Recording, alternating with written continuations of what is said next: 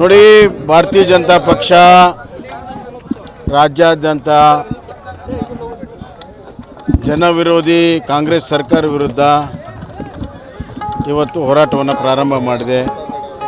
ಪ್ರತಿಯೊಂದು ಜಿಲ್ಲೆಗೂ ಕೂಡ ಜನ ಆಕ್ರೋಶ ಯಾತ್ರೆಯನ್ನು ಮಾಡ್ತಾಯಿದೆ. ನಮ್ಮ ಜಿಲ್ಲೆಗೂ ಕೂಡ ಜನ ಆಕ್ರೋಶ ಯಾತ್ರೆ ಬರ್ತದೆ. ಈ ಮಧ್ಯೆ ಹಾವೇರಿ ಜಿಲ್ಲೆಯಲ್ಲಿ ಅಹೋರಾತ್ರಿ ಧರಣಿ ಮಾಡಬೇಕಂತೇಳಿ ಜಿಲ್ಲಾದ ಎಲ್ಲ ಪ್ರಮುಖರು ನಿರ್ಣಯ ತೆಗೆದುಕೊಂಡ ನಿಮಿತ್ತವಾಗಿ ಇವತ್ತು ಇಲ್ಲಿ ಅಹೋರಾತ್ರಿ ಹೋರಾಟವನ್ನು ನಾವು ಪ್ರಾರಂಭ ಮಾಡಿದ್ವಿ. ಇಲ್ಲಿ ಇವತ್ತು ಕರ್ನಾಟಕ ಸರ್ಕಾರ ಎಲ್ಲ ವಸ್ತುಗಳ ಬೆಲೆ ಏರಿಕೆ ಆಗಿರೋದು ನಿಮಗೆ ಗೊತ್ತಿದೆ. ಹಾಲಿನಿಂದ ಹಿಡಿದು ಆಲ್ಕೋಹಾಲ್ವರೆಗೂ, ಡೀಸೆಲ್ಲು, ಪೆಟ್ರೋಲು, ಎಲ್ಲ ಸ್ಟ್ಯಾಂಪ್ ಪೇಪರು, ನೀವು ಇಂಥ ವಸ್ತುಗಳ ಎಲೆಕ್ಟ್ರಿಸಿಟಿ, ನೀರು ಎಲ್ಲ ಬೆಲೆ ಏರಿಕೆಯನ್ನು ಮಾಡಿದ್ದಾರೆ. ಅದು ವರ್ಷಾನುಪೂರ್ತಿ ಒಂದೊಂದೇ ಬೆಲೆ ಏರಿಕೆಯನ್ನು ಮಾಡ್ಕೊಂಡು ಬರ್ತಾಯಿದ್ದಾರೆ. ಸರ್ಕಾರ ದಿವಾಳಿಯಾಗಿದೆ. ಬರುವಂಥ ದಿನಗಳಲ್ಲಿ ಸರ್ಕಾರದ ನೌಕರರಿಗೂ ಕೂಡ ಸ್ಯಾಲ್ರಿ ಕೊಡೋದು ಕಷ್ಟ ಆಗ್ತಿದೆ ಅಂತ ಆರ್ಥಿಕ ಇಲಾಖೆಯ ಆಫೀಸರ್ಗಳೇ ಹೇಳ್ತಾಯಿದ್ದಾರೆ. ಇದು ಒಂದು ಭಾಗ. ಆದರೆ ಅಭಿವೃದ್ಧಿ ಸಂಪೂರ್ಣವಾಗಿ ಶೂನ್ಯ ಆಗಿದೆ. ಕಾಂಗ್ರೆಸ್ಸಿನ ಶಾಸಕರೇ ಅಭಿವೃದ್ಧಿ ಆಗ್ತಾಯಿಲ್ಲ ಅನ್ನುವಂಥದ್ದು ಡಂಗುರ ಹೊಡಿತಾ ಇದೆ. ಮೂರನೇದಾಗಿ ಭ್ರಷ್ಟಾಚಾರ ತುಂಬಿ ತುಳುಕ್ತಾ ಇದೆ. ಭ್ರಷ್ಟಾಚಾರ ಇದೆ ಅಂಥೇಳಿ ಕಾಂಗ್ರೆಸ್ ಶಾಸಕರು, ಕಾಂಗ್ರೆಸ್ಸಿನ ಮುಖ್ಯಮಂತ್ರಿಗಳ ಆರ್ಥಿಕ ಅಡ್ವೈಸರಿಂದ ಹಿಡಿದು ಎಲ್ಲರೂ ಕೂಡ ಇವತ್ತು 60% ಸರ್ಕಾರ ಅಂಥೇಳಿ ಕಾಂಗ್ರೆಸ್ನವರು ಹೇಳ್ತಾ ಇದ್ದಾರೆ. ಮತ್ತು PWD ಕಾಂಟ್ರಾಕ್ಟರ್ಗಳ ಅಸೋಸಿಯೇಷನ್ನ ಎಲ್ಲ ಸದಸ್ಯರು ಹೇಳಿದರು ಪರ್ಸೆಂಟೇಜ್ ಜಾಸ್ತಿ ಆಗಿದೆ ಅಂತ. ಎಕ್ಸೈಸ್ ಮಾರಾಟ ಮಾಡೋ ಅಸೋಸಿಯೇಷನ್ದವ್ರು ಹೇಳಿದರು ಸಿಕ್ಕಾಪಟ್ಟೆ ಭ್ರಷ್ಟಾಚಾರ ನಡೀತಾ ಇದೆ ಅಂತ.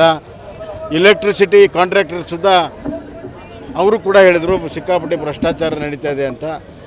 ಇಷ್ಟೆಲ್ಲ ಆದರೂ ಕೂಡ ಮುಖ್ಯಮಂತ್ರಿಗಳು ಕಣ್ಣು ಮುಚ್ಕೊಂಡು ಕೂತಿದ್ದಾರೆ. ಇದರಲ್ಲಿ ಎಲ್ಲರೂ ಕೂಡ ಇದರಲ್ಲಿ ಭಾಗಿಯಾಗಿದ್ದರಿಂದ ಇದರ ವಿರುದ್ಧ ಜನ ಆಕ್ರೋಶಗೊಂಡಿದ್ದಾರೆ. ದಿನನಿತ್ಯ ಬದುಕು ಕಷ್ಟ ಆಗಿದೆ. ಬಡವನ ಬದುಕು ಭಾರವಾಗಿದೆ. ಒಂದು ಕಡೆ ಗ್ಯಾರಂಟಿ ಅಂಥೇಳಿ ಗ್ಯಾರಂಟಿನೂ ಕೂಡ ಸರಿಯಾಗಿ ಕೊಡದೆ, ಇನ್ನೊಂದು ಕಡೆ ದೊಡ್ಡ ಪ್ರಮಾಣದ ತೆರಿಗೆಯ ಭಾರ ಬಡವನ ಮೇಲೆ ಹೇರ್ತಾ ಇದ್ದಾರೆ. ಇವತ್ತು ಉದಾಹರಣೆಗೆ ಹಾಲಿನ ಸಬ್ಸಿಡಿ ಸರ್ಕಾರ ಕೊಡಬೇಕಾಯಿತು, ಪ್ರೋತ್ಸಾಹಧನ 500 ಕೋಟಿ ರೂಪಾಯಿ. ಅದು ಕೊಡೋ ಬದಲು ಹಾಲಿನ ದರವನ್ನು ಹೇರಿಸಿ ಈಚೆಗೆ ರೈತರಿಗೂ ಇಲ್ಲ, ಈಚೆ ಗ್ರಾಹಕರಿಗೂ ಇಲ್ಲ. ಆ ಪರಿಸ್ಥಿತಿ ಇವತ್ತು ಇದೆ. ಇದರೆಲ್ಲರ ವಿರುದ್ಧ ಸುದೀರ್ಘವಾದಂಥ ಹೋರಾಟ ಪ್ರಾರಂಭ ಆಗಿದೆ. ಅದರ ನಿಮಿತ್ತವಾಗಿ ಇವತ್ತು ಹಾವೇರಿ ಜಿಲ್ಲೆಯಾದ್ಯಂತ ಎಲ್ಲ ಜನರ ಒಂದು ಧ್ವನಿಯಾಗಿ ಈ ಅಹೋರಾತ್ರಿ ಧರಣಿಯನ್ನು ನಾವು ಮಾಡ್ತೇವೆ. ಸಂಘದ ರಾಜ್ಯಾಧ್ಯಕ್ಷ ಮಂಜುನಾಥ್ ಆರೋಪ ಮಾಡ್ತಾರೆ, ಕಳೆದ ಸರ್ಕಾರಕ್ಕಿಂತ ಈ ಸರ್ಕಾರದಲ್ಲಿ ಕಮಿಷನ್ ಹಾವಳಿ ಜಾಸ್ತಿ ಆಗಿದೆ. ಅಲ್ಲ, PWD ಅವರು ಅಷ್ಟೇ ಅಲ್ಲ, ಎಲೆಕ್ಟ್ರಿಕ್ ಕಾಂಟ್ರಾಕ್ಟರ್ ಭಾಳ ಸ್ಪಷ್ಟವಾಗಿ ಹೇಳಿದ್ರು. ಮೀಟರ್ ತೊಗೊಳೋದ್ರಲ್ಲಿ ದೊಡ್ಡ ಪ್ರಮಾಣದ ಒಂದು ಅವ್ಯವಹಾರ ನಡೆದಿದೆ. ಬೇರೆಯಲ್ಲಿ ಎಲ್ಲ 700-800 ರೂಪಾಯಿ ಸಿಗೋದಿಲ್ಲ, 6-7 ಸಾವಿರ ರೂಪಾಯಿಗೆ ಮಾಡ್ತಾ ಇದ್ದಾರೆ ಅಂತ ಭಾಳ ಸ್ಪಷ್ಟವಾಗಿ ಉದಾಹರಣೆ ಸಮೇತವಾಗಿ ಕೊಟ್ಟಿದ್ದಾರೆ. ಅಷ್ಟೇ ಅಲ್ಲ, ಎಕ್ಸೈಸ್ ಕಾಂಟ್ರಾಕ್ಟರ್ಸು ಇವತ್ತು ದೊಡ್ಡ ಪ್ರಮಾಣ ಭ್ರಷ್ಟಾಚಾರ ಆಗಿದೆ ಅಂತ. ಹೀಗಾಗಿ ಒಂದು ಕಡೆ ಆರ್ಥಿಕವಾಗಿ ದಿವಾಳಿ ಆಗಿರೋದಕ್ಕೂ, ಕಾಂಟ್ರಾಕ್ಟರ್ ಬಿಲ್ ಇಲ್ಲದಕ್ಕೂ, ಭ್ರಷ್ಟಾಚಾರ ಇರೋದಕ್ಕೂ ಮತ್ತು ಅದನ್ನು ಜನರ ಮೇಲೆ ಹೊರೆ ಹಾಕಿರುವಂಥ ಬೆಲೆ ಏರಿಕೆಯ ವಿರುದ್ಧ ಯಾವಾಗ ಈ ಸರ್ಕಾರ ತೊಗಲಿತು ಅನ್ನುವಂಥ ಜನಸಾಮಾನ್ಯರ ಒಂದು ಭಾವನೆ ಇದೆ. ಅದಕ್ಕಾಗಿ ನಮ್ಮ ಪಕ್ಷ ಅದರ ವಿರುದ್ಧ ಹೋರಾಟವನ್ನು ಮಾಡ್ತಾರೆ. ರಾಜ್ಯ ಸರ್ಕಾರ ಈಗಾಗಲೇ ವಿಚಾರವಾಗಿ ನಾಳೆ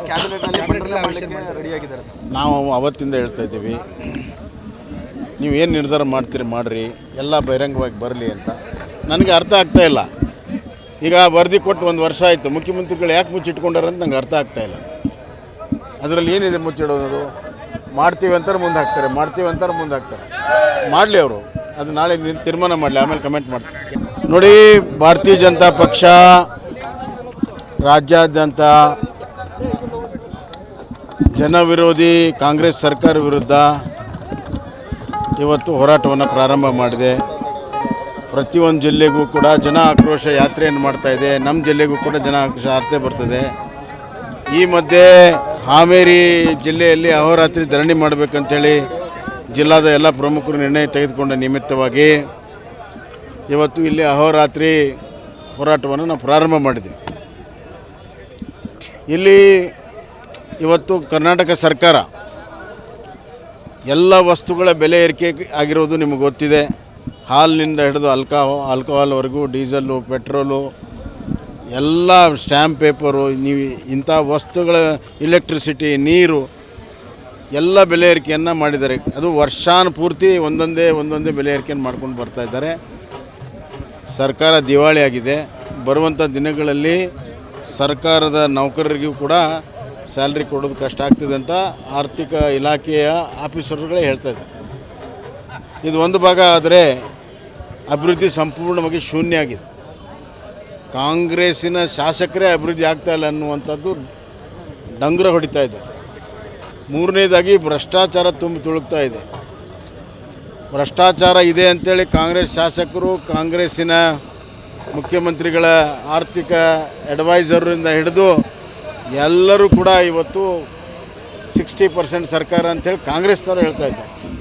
ಮತ್ತು PWD ಕಾಂಟ್ರಾಕ್ಟರ್ಗಳ ಅಸೋಸಿಯೇಷನ್ನ ಎಲ್ಲ ಸದಸ್ಯರು ಹೇಳಿದರು ಪರ್ಸೆಂಟೇಜ್ ಜಾಸ್ತಿ ಆಗಿದೆ ಅಂತ.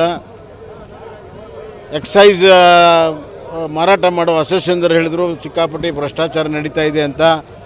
ಎಲೆಕ್ಟ್ರಿಸಿಟಿ ಕಾಂಟ್ರಾಕ್ಟರ್ ಸುದಾ ಅವರು ಕೂಡ ಹೇಳಿದರು ಸಿಕ್ಕಾಪಟ್ಟೆ ಭ್ರಷ್ಟಾಚಾರ ನಡೀತಾ ಇದೆ ಅಂತ. ಇಷ್ಟೆಲ್ಲ ಆದರೂ ಕೂಡ ಮುಖ್ಯಮಂತ್ರಿಗಳು ಕಣ್ಣು ಮುಚ್ಕೊಂಡು ಕೂತಿದ್ದಾರೆ. ಇದರಲ್ಲಿ ಎಲ್ಲರೂ ಕೂಡ ಇದರಲ್ಲಿ ಭಾಗಿಯಾಗಿದ್ದರಿಂದ ಇದರ ವಿರುದ್ಧ ಜನ ಆಕ್ರೋಶಗೊಂಡಿದ್ದಾರೆ. ದಿನನಿತ್ಯ ಬದುಕು ಕಷ್ಟ ಆಗಿದೆ. ಬಡವನ ಬದುಕು ಭಾರವಾಗಿದೆ. ಒಂದು ಕಡೆ ಗ್ಯಾರಂಟಿ ಅಂಥೇಳಿ ಗ್ಯಾರಂಟಿನೂ ಕೂಡ ಸರಿಯಾಗಿ ಕೊಡದೆ, ಇನ್ನೊಂದು ಕಡೆ ದೊಡ್ಡ ಪ್ರಮಾಣದ ತೆರಿಗೆಯ ಭಾರ ಬಡವನ ಮೇಲೆ ಹೇರ್ತಾ ಇದ್ದಾರೆ. ಇವತ್ತು ಉದಾಹರಣೆಗೆ ಹಾಲಿನ ಸಬ್ಸಿಡಿ ಸರ್ಕಾರ ಕೊಡಬೇಕಾಯಿತು, ಪ್ರೋತ್ಸಾಹಧನ 500 ಕೋಟಿ ರೂಪಾಯಿ. ಅದು ಕೊಡೋ ಬದಲು ಹಾಲಿನ ದರವನ್ನು ಏರಿಸಿ ಈಚೆಗೆ ರೈತರಿಗೂ ಇಲ್ಲ, ಈಚೆ ಗ್ರಾಹಕರಿಗೂ ಇಲ್ಲ. ಆ ಪರಿಸ್ಥಿತಿ ಇವತ್ತು ಇದೆ. ಇದರೆಲ್ಲರ ವಿರುದ್ಧ ಸುದೀರ್ಘವಾದಂಥ ಹೋರಾಟ ಪ್ರಾರಂಭ ಆಗಿದೆ. ಅದರ ನಿಮಿತ್ತವಾಗಿ ಇವತ್ತು ಹಾವೇರಿ ಜಿಲ್ಲೆಯಾದ್ಯಂತ ಎಲ್ಲ ಜನರ ಒಂದು ಧ್ವನಿಯಾಗಿ ಈ ಅಹೋರಾತ್ರಿ ಧರಣಿಯನ್ನು ನಾವು ಮಾಡ್ತೇವೆ. ಗುತ್ತಿಗೆದಾರರ ಸಂಘದ ರಾಜ್ಯಾಧ್ಯಕ್ಷ ಮಂಜುನಾಥ್ ಆರೋಪ ಮಾಡಿದ್ರು ಕಳೆದ ಸರ್ಕಾರಕ್ಕಿಂತ ಈ ಸರ್ಕಾರದಲ್ಲಿ ಕಮಿಷನ್ ಹಾವಳಿ ಜಾಸ್ತಿ ಆಗಿದೆ. ಅಲ್ಲ, PWD ಅವರು ಅಷ್ಟೇ ಅಲ್ಲ, ಎಲೆಕ್ಟ್ರಿಕ್ ಕಾಂಟ್ರಾಕ್ಟರ್ ಭಾಳ ಸ್ಪಷ್ಟವಾಗಿ ಹೇಳಿದ್ರು ಮೀಟರ್ ತೊಗೊಳೋದ್ರಲ್ಲಿ ದೊಡ್ಡ ಪ್ರಮಾಣದ ಒಂದು ಅವ್ಯವಹಾರ ನಡೆದಿದೆ. ಬೇರೆಯಲ್ಲಿ ಎಲ್ಲ 700-800 ರೂಪಾಯಿ ಸಿಗೋದಿಲ್ಲ, 6-7 ಸಾವಿರ ರೂಪಾಯಿಗೆ ಮಾಡ್ತಾ ಇದ್ದಾರೆ ಅಂತ ಭಾಳ ಸ್ಪಷ್ಟವಾಗಿ ಉದಾಹರಣೆ ಸಮೇತವಾಗಿ ಕೊಟ್ಟಿದ್ದಾರೆ. ಅಷ್ಟೇ ಅಲ್ಲ, ಎಕ್ಸೈಸ್ ಕಾಂಟ್ರಾಕ್ಟರ್ಸು ಇವತ್ತು ದೊಡ್ಡ ಪ್ರಮಾಣ ಭ್ರಷ್ಟಾಚಾರ ಆಗಿದೆ ಅಂತ. ಹೀಗಾಗಿ ಒಂದು ಕಡೆ ಆರ್ಥಿಕವಾಗಿ ದಿವಾಳಿ ಆಗಿರೋದಕ್ಕೂ, ಕಾಂಟ್ರಾಕ್ಟರ್ ಬಿಲ್ ಇಲ್ಲದಕ್ಕೂ, ಭ್ರಷ್ಟಾಚಾರ ಇರೋದಕ್ಕೂ ಮತ್ತು ಅದನ್ನು ಜನರ ಮೇಲೆ ಹೊರೆ ಹಾಕಿರುವಂಥ ಬೆಲೆ ಏರಿಕೆಯ ವಿರುದ್ಧ ಯಾವಾಗ ಈ ಸರ್ಕಾರ ತೊಗಲಿತು ಅನ್ನುವಂಥ ಜನಸಾಮಾನ್ಯರ ಒಂದು ಭಾವನೆ ಇದೆ. ಅದಕ್ಕಾಗಿ ನಮ್ಮ ಪಕ್ಷ ಅದರ ವಿರುದ್ಧ ಹೋರಾಟವನ್ನು ಮಾಡ್ತಾರೆ. ರಾಜ್ಯ ಸರ್ಕಾರ ಈಗಾಗಲೇ ಕ್ಯಾಬಿನೆಟ್ ತೀರ್ಮಾನ ಜಾತಿ ಗಣಿತ ವಿಚಾರವಾಗಿ ನಾಳೆ ಕ್ಯಾಬಿನೆಟ್ನಲ್ಲಿ ರೆಡಿಯಾಗಿದ್ದಾರೆ. ನಾವು ಅವತ್ತಿಂದ ಹೇಳ್ತಾ ಇದ್ದೀವಿ, ನೀವು ಏನು ನಿರ್ಧಾರ ಮಾಡ್ತೀರಿ ಮಾಡಿರಿ, ಎಲ್ಲ ಬಹಿರಂಗವಾಗಿ ಬರಲಿ ಅಂತ. ನನಗೆ ಅರ್ಥ ಆಗ್ತಾಯಿಲ್ಲ. ಈಗ ವರದಿ ಕೊಟ್ಟು 1 ವರ್ಷ ಆಯಿತು, ಮುಖ್ಯಮಂತ್ರಿಗಳು ಯಾಕೆ ಮುಚ್ಚಿಟ್ಕೊಂಡಾರೆ ಅಂತ ನಂಗೆ ಅರ್ಥ ಆಗ್ತಾಯಿಲ್ಲ. ಅದರಲ್ಲಿ ಏನಿದೆ ಮುಚ್ಚಿಡೋದು? ಮಾಡ್ತೀವಿ ಅಂತಾರೆ ಮುಂದೆ ಹಾಕ್ತಾರೆ, ಮಾಡಲಿ ಅವರು. ಅದು ನಾಳೆ ತೀರ್ಮಾನ ಮಾಡಲಿ, ಆಮೇಲೆ ಕಮೆಂಟ್ ಮಾಡ್ತಾರೆ.